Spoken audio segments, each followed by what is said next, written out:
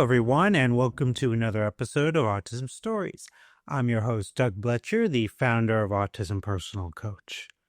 Autistic people are the true experts of the autistic experience, and Autism Stories is where we interview autistic people to learn from their diverse stories, experiences, and get their insights. If you would like to be notified about each week's episode of Autism Stories, we suggest you subscribe on your favorite podcast listening platform. On today's episode, Wendy Roff joins us to discuss her new book about the connection of science and mysticism. We hope you enjoy today's conversation. Wendy, thanks so much for joining me here on Autism Stories. Thank you for having me. I'm so excited to talk to you as you've become one of my favorite people to pay attention to on social media. And I'd love to start off our conversation by learning, where does your story in the autistic community begin? Well, I'm Gen X, so it begins a little differently from people who are now. I was nonverbal as a child, and then until I was between the ages of 5 and 6, and then I was selectively mute. My dad tells this story of my first word. We were at the zoo, and he was always trying to get me to talk to him. Would always ask me questions, and he asked me what I wanted to see, and my sister usually answered for me. And she wanted to go see the giraffes, but I wanted to see the elephants. So I'd seen the sign for the hippopotamus because I could read. And so I said hippopotamus because I got them mixed up with the elephants. So my dad took me to go see the hippopotamus, and my mom took my sister to go see the giraffe. And afterwards, we saw the elephants. And he said, he says, you're just talking the whole time. And he was afraid to say anything because he didn't want to scare me. Then when he finally got up the courage to ask me why I hadn't said anything, I just said I didn't have anything to say. Then when I was in 3rd grade, I had a teacher who thought that I was developmentally delayed, and she wanted to hold me back a year. So she had me get testing done. And I didn't get the formal diagnoses because I was young. So I had metaphors to go on. I got you're a computer without a printer, that I have a communication disorder. And they found that my intelligence wasn't affected, but my communication was. And they also said, because at the time dyslexia was becoming a popular word. So they explained it's not dyslexia, but it's like dyslexia. And then I got math tutoring. I've always seen math differently. And so I can only assume the like dyslexia, not dyslexia, was dyscalculia. And then growing up, I've always been interested in psychology and studying that, and was able to piece together the time frame that I probably fell under the umbrella term, the pervasive developmental disorder, which in 2013 would on the autistic spectrum. Then when I was 37, I got my first job. I'm a nurse, and I got my first job working in an office and in front of a computer. And usually I was running around in the hospital and it was fine. But sitting in front of a computer, I'd read someone's chart, and then I would want to know more about a word or a term. And then I would go on a rabbit hole, and I'd have 40 tabs open, and I would be studying, getting a lot of information that had nothing to do with my job.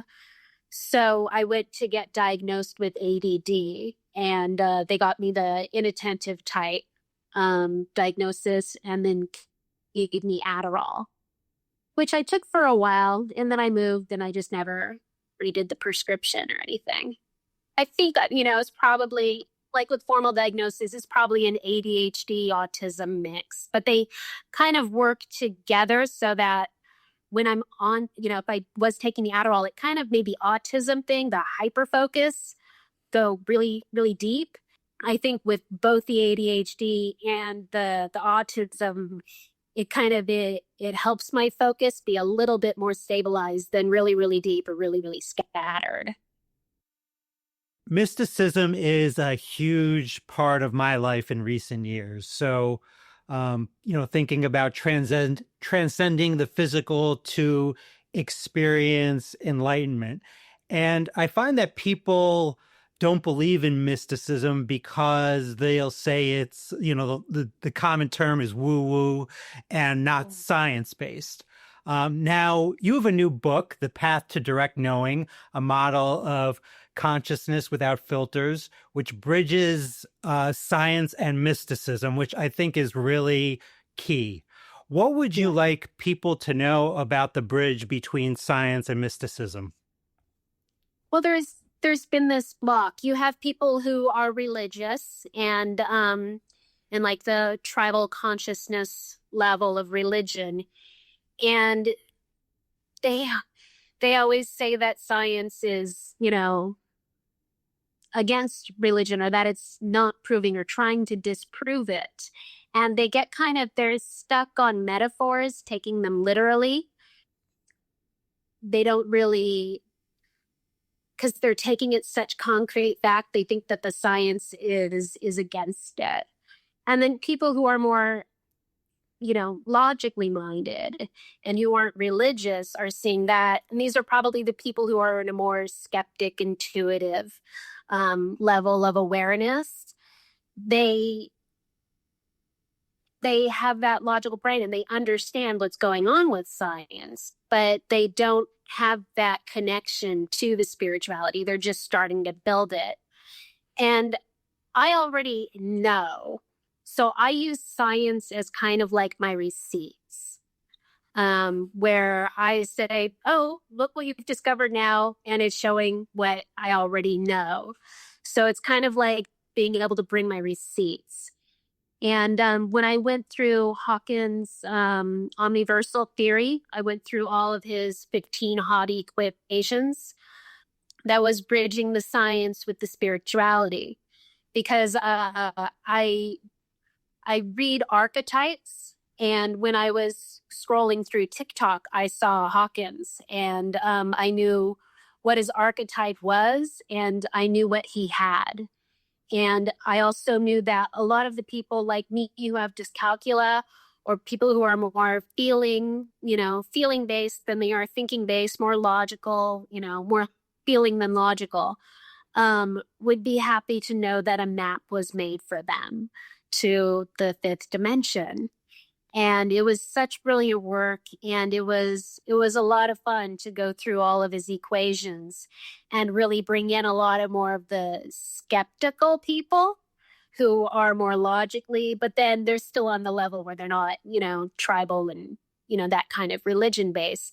And then I got reached out by so many new inventors that are inventing the most amazing tools for us to use. They're inventing source-based technology, like Ethan with SeptaSync, and the things that he's doing there. That's a source-based tool for 5D sleep, where in 5D we're not sleeping like we sleep in 3D. Because we don't really need 4D to go through all of the symbolisms and to work with our shadows and stuff. So we don't need to sleep for 8 hours and do the repair. So SeptaSync will help with the sleep in 5D, but it's also helping us with our brain waves so that our brain waves get out of the beta and out of the density of 3D so that our consciousness can expand to the fifth dimension.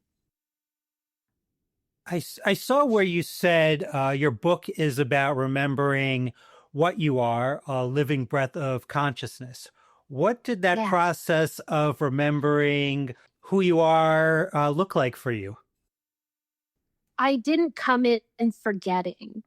I have the normal veils, some veils and stuff, with the dimensions, but mine are weaker. The cultural veils I didn't pick up on as much because of my autism. Autistic people don't really pick up on those social cultural veils. We don't usually adapt to them because we're not hearing them. So I didn't come in forgetting, but I came in with a veil of silence. And so I didn't speak when I was younger. And then when I did start speaking, I just spoke in 3D terms to people. I spoke to them about what they wanted to talk about and, about the material world and what was going on. Or I kind of overdo it, like everyone wanted, like the show Friends. So I'd study everything about Friends so I could have that cooler talk. But it got a little weird because I just knew too much about the show. But I didn't talk to people about the things that I talk on my TikTok page or on in my book. And I didn't start talking about that until my dad passed because there was a contract that ended then. And when that contract ended, I could begin to speak. I first learned about you on TikTok, and there you discussed the 7 different levels of consciousness and said it's not about climbing, but noticing what level of consciousness you are at. So, when someone determines what level of consciousness they're at, what would be some helpful things to do with this new information? Well, the most important thing is safety. The first level of consciousness is that very first one in safety and security. You can be at any level of consciousness. You can be at like a skeptic intuitive level, and then you're dropped into density. And I love it. I love watching TV shows and movies that have that apocalyptic story, with the zombies or Walking Dead. I've been watching, yeah, Walking Dead, where you have these people who are at a level of consciousness and they're dropped into density, they're dropped into survival. And your consciousness can't really expand when it's trying to protect itself because you have to be kinetically intelligent. You have to run, you have to fight, you have to survive. And you don't really have that time for stillness. So, number one is to be in safety. And that's not always possible for everyone. It's not really a choice of whether or not you're in safety. That's just a causal happening. It's just an experience that you're having. But once you've reached safety, then you can begin to expand. And it's slow, like you start with the tribal consciousness, and there's still fear based there. And it's very much about what the collective is, thinking and what they're all doing. And what has worked in the past is what we're going to do now, and nothing's new. No new ideas, no new creations. And then you can get to the ego level, and the ego is, you're pulling away from the tribe and you're focusing on yourself. And this is where people are very successful in life. And we call them egotistical, but they're focused on themselves and they've separated from the tribe. And then they start expanding into that skeptic intuitive. And those are the ones that are really enjoying the bridge with the science and the spirituality, because that's, they have the skepticism and they have their doubt. And that doubt needs to have the science backing. And because they need that fear, to be, that crazy tribal religion thing that, that they've already expanded from. The next level after that is the collective or oneness or Christ consciousness, which is also the 5th dimensional consciousness. And that's where we're expanding to now. And that's where people realize there's no separation and that we're all one and we're all connected and we're all source's breath. I added another one from that, and I call that multidimensional cosmic consciousness. And this is for the people who actually do have strong communication with multidimensional beings or other dimensions. And so it's kind of a little bit more beyond just the oneness, the collective Christ consciousness. It's a relationship with the other dimensions and the higher dimensional beings. And there's not that many of those people, but there are more here now than there ever have been. And then the highest level of consciousness is source. And so that's the seventh level. That one don't really hold on to. That one you dissolve into.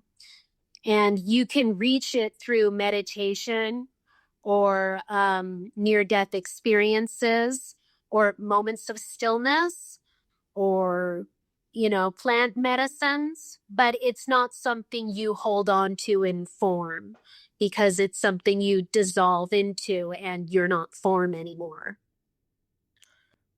I'm wondering about the levels of consciousness in terms of us specifically as autistic people, maybe even broadening it to neurodivergent people, in the sense that what you talked about initially, safety being kind of that first level.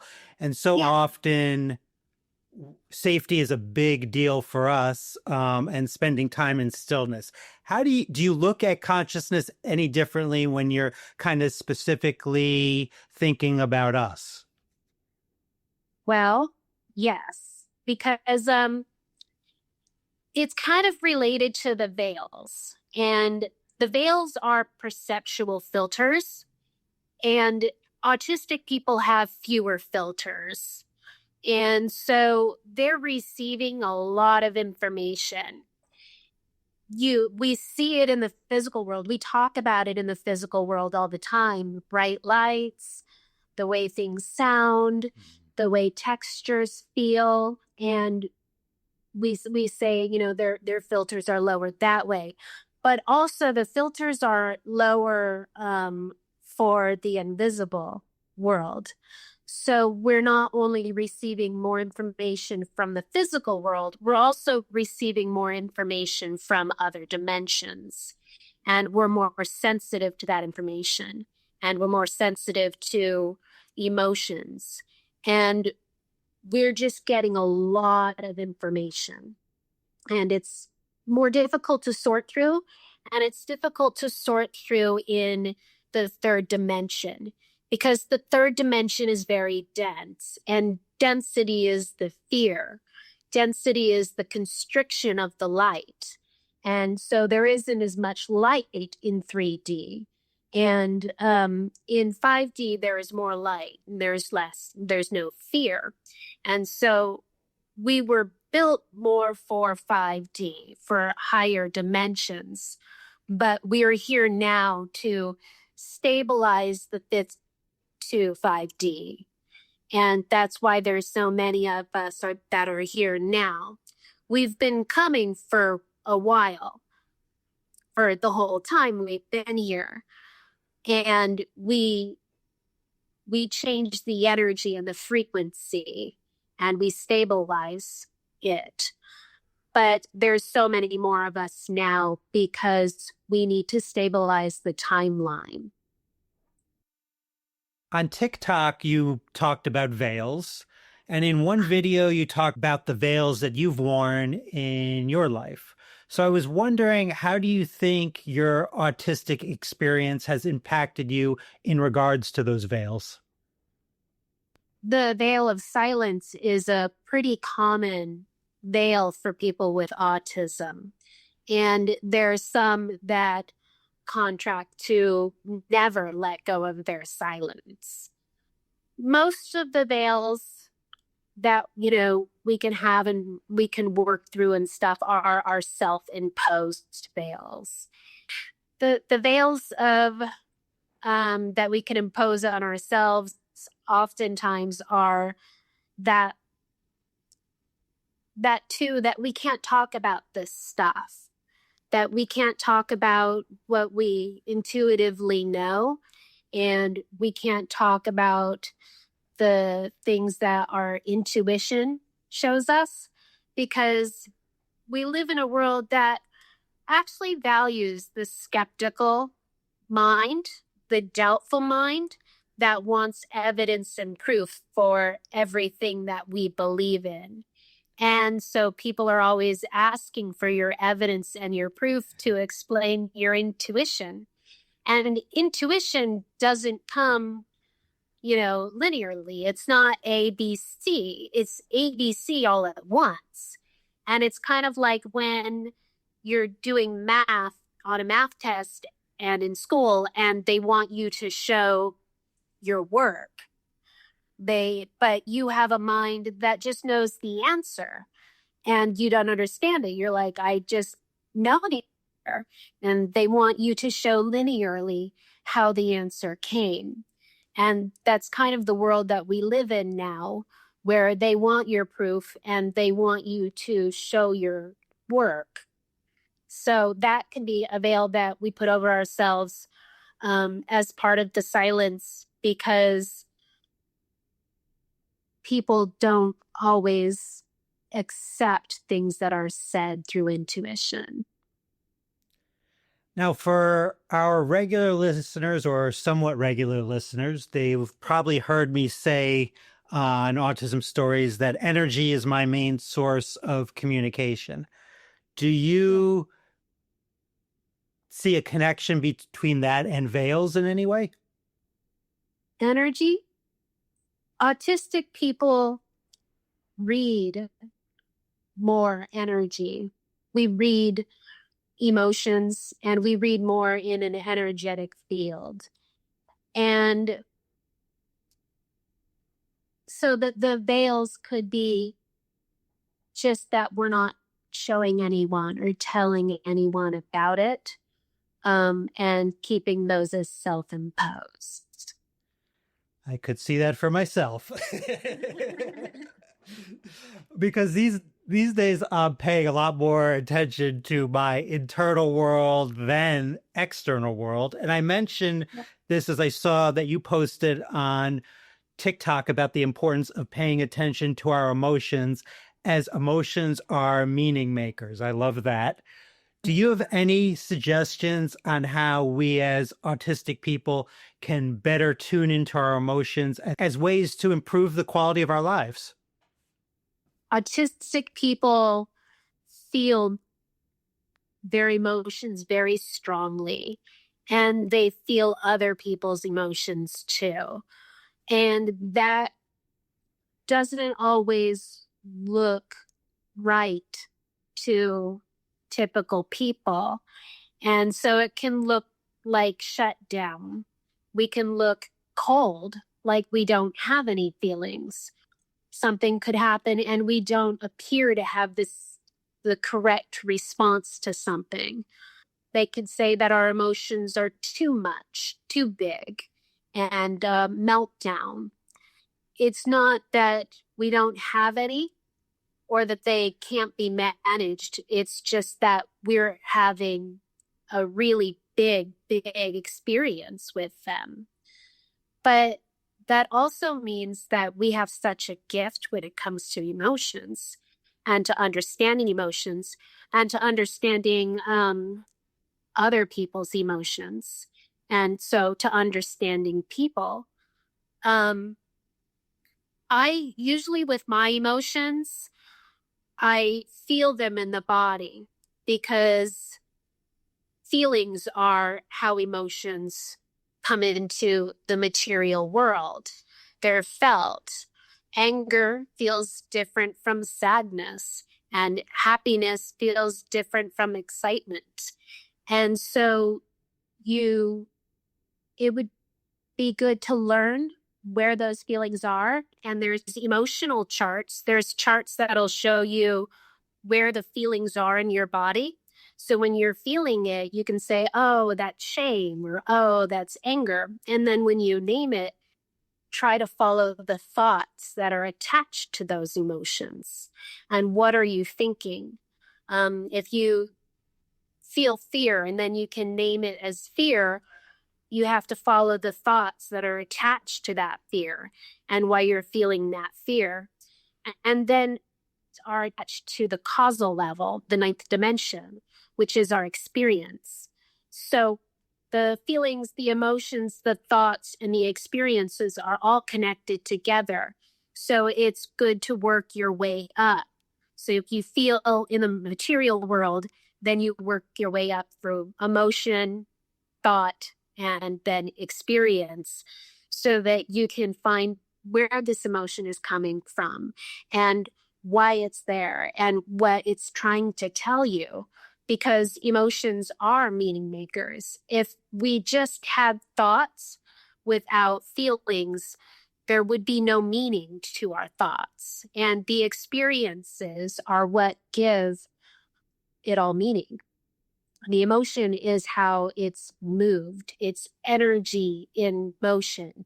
That's how it moves through the dimension to get to the material plane so that it's seen as behaviors. You mentioned earlier about your background as a nurse. I was curious, do you see mysticism as a way to maybe help you to become a better nurse in any way? Yes, I've worked mostly in psych, in many different fields of psych, in prisons, in behavioral centers where I learned dialectical behavioral therapy. I spent 2 weeks at a program with two people who'd worked with Marsha Linham's original DBT team. And then I was able to take on clients with DBT and to lead groups and to do fairs and try and get some of the other clients to want to join DBT. And I love dialectical behavioral therapy in that it's different from cognitive and that you can be skeptic and you can even be tribal and ego level of awareness to be using it. But the more you get into dialectical behavioral therapy, the more that it connects mysticism and all of these spiritualism teachings. Lastly, how can our listeners learn about you and purchase your book beyond this interview? Well, my book is available right now as an ebook on Amazon Kindle. I also have 2 other books that I released on Amazon Kindle this year. One is From Data to Divinity, AI and the Evolution of Consciousness. And the other one is Direct Contact, Transmissions from Asabara and Octobanra. And both of those books I put authored by Asabara Octobanra because I've always had a difficult time giving myself credit for anything. That's why my latest book, I do have my name on it as Wendy Roff. But Asabara is the frequency of my higher self, my watcher, who I've been in their perspective since I was a child, and especially when I wasn't speaking. I was living completely in the state of my higher self. And now it's more of being able to transfer my perspective there. And for the most part, I do stay in the perspective of Asabara, but especially when I was going through dark nights of the souls or times in density, where I knew that I needed those lessons and I knew that I needed to experience density, I would push the perspective away because I wanted the full suffering and the full extent of the lessons that I could experience. And Octobanra is the Octarian being who contacted me before my dad's transition. He transitioned in February of this year. And Octobonra came months before then, in late 2024. And they have been working with me on my voice and the contract that I had to not speak. And so they have been helping me with the output of all of my work. And so those books, I had given them credit, but they wouldn't let me give them credit for my last book. My last book I wrote the day after my dad passed. And so it was a full transmission state that I went into right afterwards. And I wrote the book. And I've been giving transmission field transmissions. I opened it up last week on TikTok, and people can DM me, and I read their birth charts, but I do it through a field perspective and offer more than a traditional birth chart reading. It's a reading for how their archetype is and how their archetype is moving into the 5D field. I'm also working on an art project. It will be a 5-week course this summer, and we'll be doing intuitive drawing with chalk. And each session will be directed by me, and we'll be using our intuition to discover more about ourselves and to remember ourselves. Then I'm also doing one-to-one sessions with people, and just a lot of things. I'm also working on 2 more books. I have a book on brainwaves because I was talking a lot about brainwaves in the beginning because I was a part of MindSci, and that was created by Helen Bangs-Wagand. And she was a part of the brainwave entrainment that was very popular at the time. You had the Silva method, the gateway tapes. The CIA had their Stargate program, and there was also the GATE program that they were sending around to schools that a lot of people are waking up to now, wondering what were they doing to them? Why were they being taken out of class and listening to tones through earpieces? And why weren't they being told? I was trained by someone not connected to the government. And so I had more insight into what was going on. And though Helen has passed, she still works with me, and we're working together on the on brains, and kind of an idea we're doing what Robert Monroe and Helen Bangs-Wagand were doing with their brainwave entrainment. And to normally, it was happening a lot to neurodivergent children. A lot of people who are neurodivergent in Generation X are remembering now that they were in these GATE programs, and they want to know what they were doing. So I'm working on a book about that. And then I have another book where I'm starting from the very beginning, from Source's breath to now. So I have a lot of projects because my veil of silence has been lifted. So everything I've remembered, I can now speak about.